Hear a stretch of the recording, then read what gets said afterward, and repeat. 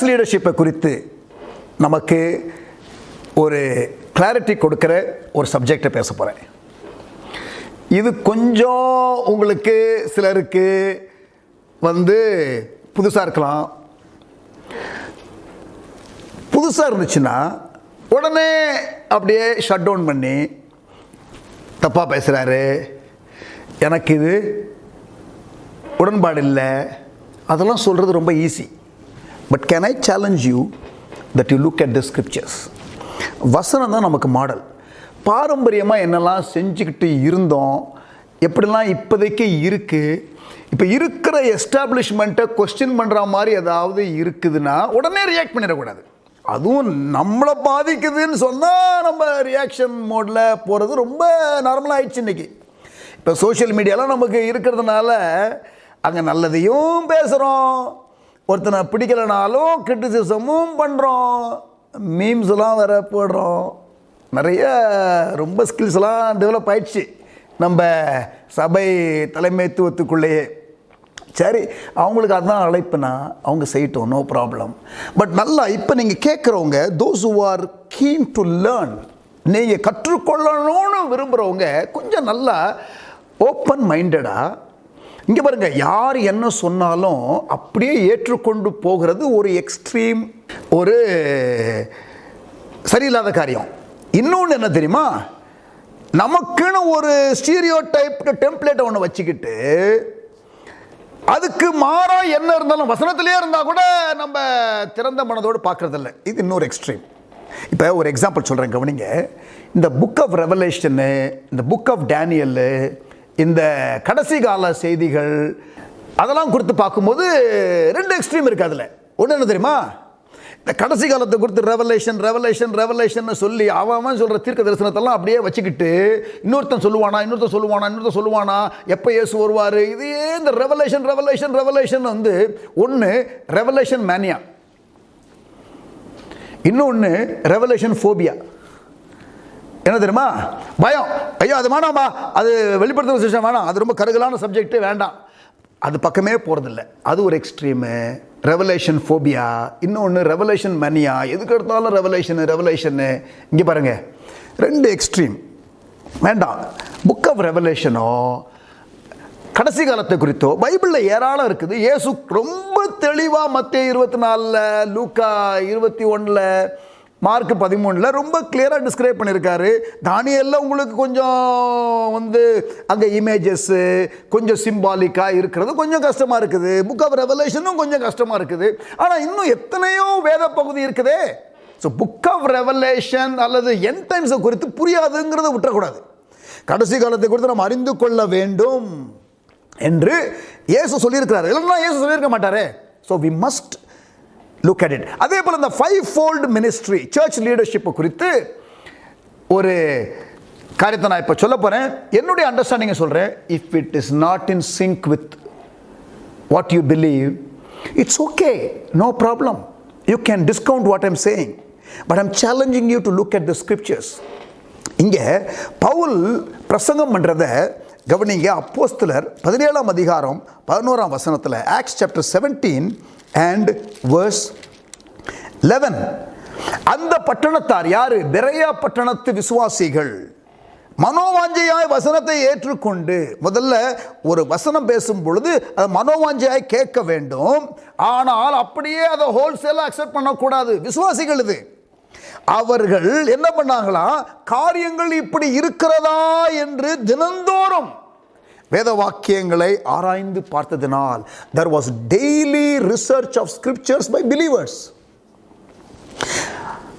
அப்படி பார்த்து தெசலோனிக்கேயிலே உள்ளவர்களை பார்க்கும் நற்குணசாலிகளாக இருந்தார்கள். they were of noble character. they searched the scriptures daily and they were of noble character. இது விசுவாசிகளுக்கு கூட சொல்லப்பட்டது. ஆனால் இப்போ ஊழியர்களுக்கு நான் பேசிக்கொண்டிருக்கிறேன். This is church leadership episode series of talks that I'm giving to you. ஆகவே இதை பிரத்யேகமாக லீடர்ஸ் தான் நீங்கள் பார்க்குறீங்க. ஸோ லீடர்ஷிப்பை குறித்து பைபிளில் இருக்கிறத நான் உங்களுக்கு காட்டுறேன். புதிய ஏற்பாட்டில் மூப்பர்கள், உதவிக்காரர்கள், எல்டர்ஸ், டீக்கன்ஸ் என்று ரெண்டு காரியங்கள் பிரத்யேகமாக நாம் பார்க்கிறோம். எப்படி பழைய ஏற்பாட்டில் ஆசாரியர்கள், லேவியர்கள் என்று இருக்கிறது போல. நல்ல கவனிங்க, புதிய ஏற்பாட்டில் மூப்பர்கள், உதவிக்காரர்கள், எல்டர்ஸ், டீக்கன்ஸ். பழைய ஏற்பாட்டில் ஒரு எக்ஸாம்பிளுக்காக நான் உங்களுக்கு புரிந்து கொள்கிறதற்காக சொல்கிறேன். ஆசாரியர்கள், லேவியர்கள். ஆசாரியன் தான் பலியிடுவான், லேவியன் உதவி செய்வான். அதுபோல உதவி செய்கிற ஒரு ரோல் டீக்கன்ஸு. அப்போஸ்தலர் 6ஆம் அதிகாரத்தில் அதை வாசிக்கிறோம். அதில் ஒருத்தன் தான் ஸ்தேவான், அதில் ஒருத்தன் தான் பிலிப்பு. அதற்கு பிறகு பிலிப்பு வந்து சுவிசேஷகனாக பைபிள் அறிமுகப்படுத்துகிறது. ஆனால் முதலாவது அவனை அறிமுகப்படுத்தும் போது முதல்ல அவனை ஒரு உதவிக்காரனாக ஆக்ட்ஸ் சாப்டர் 6 வாசிக்கிறோம். பிரத்யேகமாக பைபிளில் மூப்பர்கள்னு சொல்கிறோமே, அவர்கள் எப்படிப்பட்டவர்களாக இருக்க வேண்டும் என்று வேதம் சொல்லுகிறது?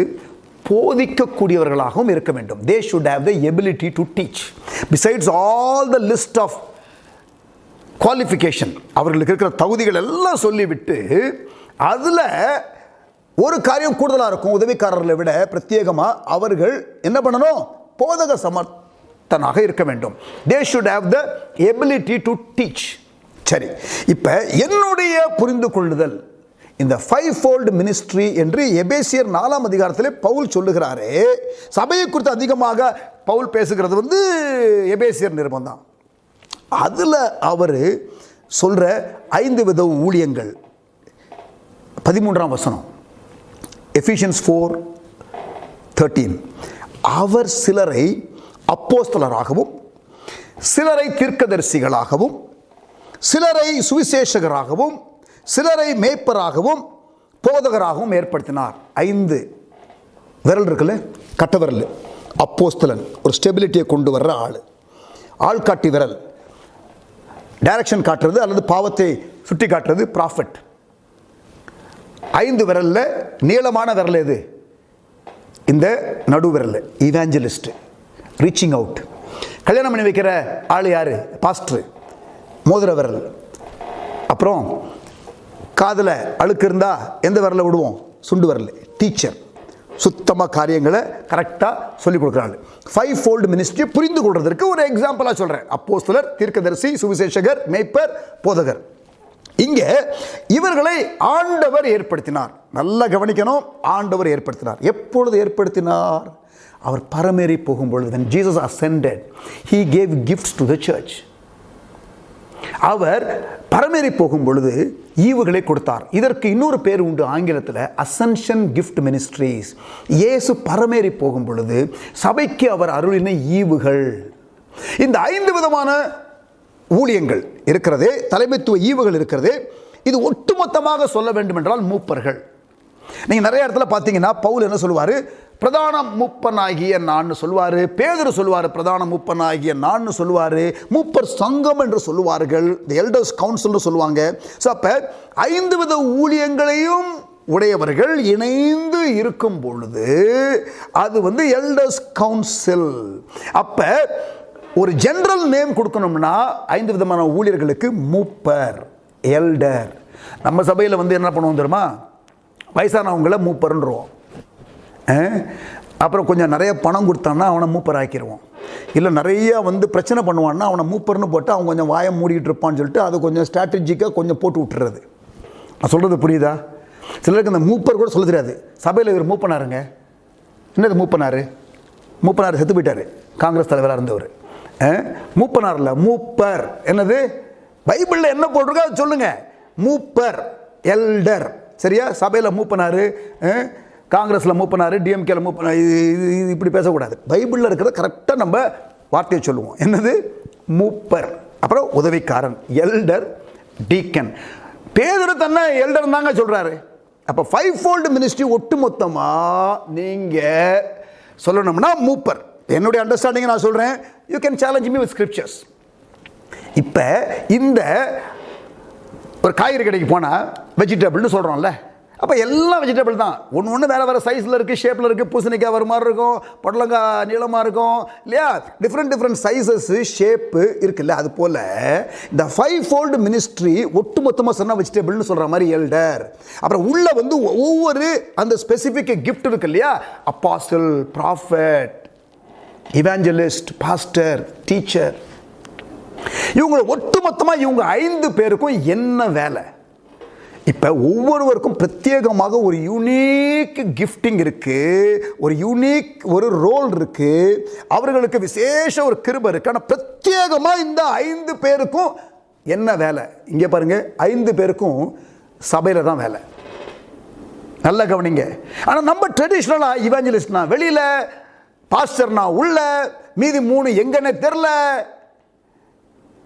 ஆண்டவர் என்ன பாஸ்டர்களுக்கு மட்டும்தான் சபையை குத்தகை கொடுத்தாரான்னு?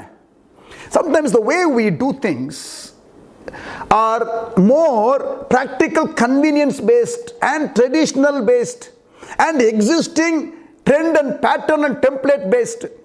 biblical நம்ம வந்துருவோம். அதான் நான் சொல்றேன். இப்போ எல்லாரும் சர்ச் லீட் பண்றவங்கள பாஸ்டர்ன்றோம். இல்ல, எத்தனையோ apostles are leading churches. எத்தனையோ அந்த evangelistic passion உள்ளவங்க they are leading churches. எத்தனையோ prophets are leading churches. ஆனால் எல்லாருமே நம்ம என்ன பண்ணுறோம்? பாஸ்டர், சர்ச் லீட் பண்ணால் பாஸ்டர்னு நம்ம சொல்லிட்டோம். இட்ஸ் ஓகே, நம்ம வந்து கூப்பிடுறத மாத்திரம் நான் சொல்லலை. ஆனால் இந்த அண்டர்ஸ்டாண்டிங் நமக்கு லீடர்ஷிப்குள்ள எந்த கிஃப்டிங்கு, எந்த ஒரு ஸ்ட்ராங் கிரேஸ் அவங்க மேலே இருக்குங்கிறத ரெக்கக்னைஸ் பண்ணிக்கிட்டோம்னா I think it is good. இந்த 5 விதமான ஊழியங்களை குறித்து 11ஆம் வசனத்தில் வாசிக்கலாம். மேலும் நாம் அனைவரும் தேவனுடைய குமாரனை பற்றும் விசுவாசத்திலும் அறிவிலும் ஒருமைப்பட்டவர்களாகி கிறிஸ்துவனுடைய நிறைவான வளர்ச்சியின் அளவுக்கு தக்கதாக பூரண புருஷராகும் வரைக்கும். அப்ப சபையானது ஃபுல் மெச்சூரிட்டிக்குள்ள வருவதற்காக கொடுக்கப்பட்ட ஈவுகள் தான் இந்த 5 விதமான ஈவுகள். அவங்களுடைய பிரத்யேக வேலை என்ன? பூரண புருஷராவதற்காக ஆண்டவர் 5 விதமான ஊழியங்களை கொடுத்திருக்கிறாரு. சபையானது அந்த பக்தி விருத்தி அடைவதற்கு, சபையானது தேவனுடைய குமாரனை பற்றும் விசுவாசத்திலும் அறிவிலும் ஒருமைப்பட்டவர்களாகவும் கிறிஸ்துவனுடைய நிறைவான வளர்ச்சியின் அளவுக்கு தக்கதாக பூரண புருஷராகும் வரைக்கும் கொடுக்கப்பட்டிருக்கு. அப்படின்னா இது ஃபர்ஸ்ட் செஞ்சுரிக்கு மட்டும்தான் அப்பாசல், அந்த 12 பேருக்கு அப்புறம் அப்பாசல் இல்லை. இதெல்லாம் நிறைய வந்து பேசுகிறவங்க இருக்கிறாங்க. Cessation of gifts, no more apostles, no more prophets, இப்படி சொல்கிறவங்களாம் இருக்காங்க. No no no no, until we all reach maturity the fivefold ministry will be in existence and we have to keep it in existence and we have to keep believing. ஆண்டவர் ஈவுகளை கொடுக்கிறார். We should not reject the gift that God is giving to his church. எதுக்காக இவங்க ஆண்டவர் எழுப்பியிருக்காரு? பரிசுத்தவான்கள் சீர்பொருந்தும் பொருட்டு. அப்ப பரிசுத்தவான்கள் சீர்பொருந்துவதற்கு இது தேவை. சுவிசேஷ ஊழியத்தின் வேலைக்காக, விசுவாசிகளை ஊழியத்திற்காக எக்விப் பண்றதற்கு, to equip the saints for the work of the மினிஸ்ட்ரின்னு ஆங்கில பைபிள்ல டிரான்ஸ்லேஷன்ல கிளியரா மூல பாஷையிலும் அப்படித்தான் இருக்கு. கிறிஸ்துவின் சரீரமாகிய சபையானது பக்தி விருத்தி அடைவதற்கு, விசுவாசிகளை சுவிசேஷ வேலைக்காக ஆயத்தப்படுத்துவதற்கு, பரிசுத்தவான்கள் சீர்பொருந்துவதற்கு, கிறிஸ்துவின் நிறைவான வளர்ச்சிக்கு மக்களை கொண்டு வருவதற்கு இந்த 5 விதமான ஊழியங்களை சபையிலே தேவன் ஏற்படுத்தினார். இதை ஈவுகளாக கொடுத்தார். God gave them as gifts. இப்போ ஒருத்தர் gift கொடுத்தாருன்னா நீங்கள் அதை வாங்க மாட்டேன்னு சொன்னீங்கன்னா என்ன அர்த்தம் தெரியுமா? You are insulting the giver of the gift. If Jesus is giving apostles today, if Jesus is giving prophets today, if Jesus is giving teachers today, which I believe he is giving, pastors and teachers, the church at large must learn to receive the gifts.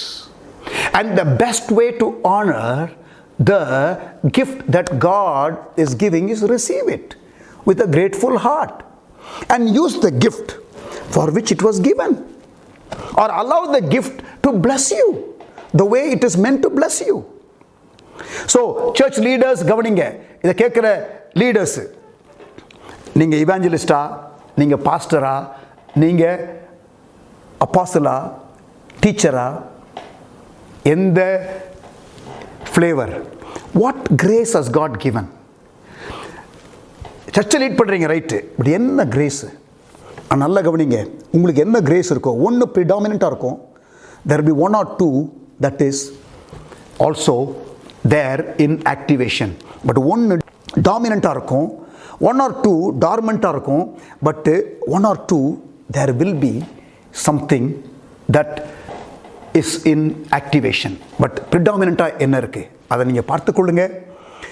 மற்ற கிஃப்டிங்கோட சேர்ந்து work பண்ணால் தான் சபை பூர்ணப்படும். the people in the church will be edified and they will come to the full stature of Jesus. ஆண்டவர் விரும்புகிற காரியத்திற்கு சபை வர வேண்டும் என்றால் ஃபைவ் ஃபோல்ட் மினிஸ்ட்ரி தேவை. பிரைமரிலி 5 விதமான ஊழியங்களும் சபைக்குள்ளே விசுவாசிகள் equip Pannapattu different waysல prophet will come and help them to hear the voice of God. Apostle will give the pioneering spirit. Pastor one another relationshipல strengthen பண்ணுவார். Teacher word of God மேல ஒரு ஆசையை கொண்டு வருவார். Evangelist reach out பண்ணணுங்கிற burden கொடுப்பார். So இந்த 5 input உள்ள வரும்பொழுது விசுவாசிகள் பூர்ணப்படுவார்கள். ஸோ ஃபைவ் ஃபோல்ட் மினிஸ்ட்ரி பற்றி நிறைய பேசலாம், வால்யூமாக பேசலாம், மணிக்கணக்காக பேசலாம். This is only an intro. God bless you. We will explain this further in another detailed series. God bless you.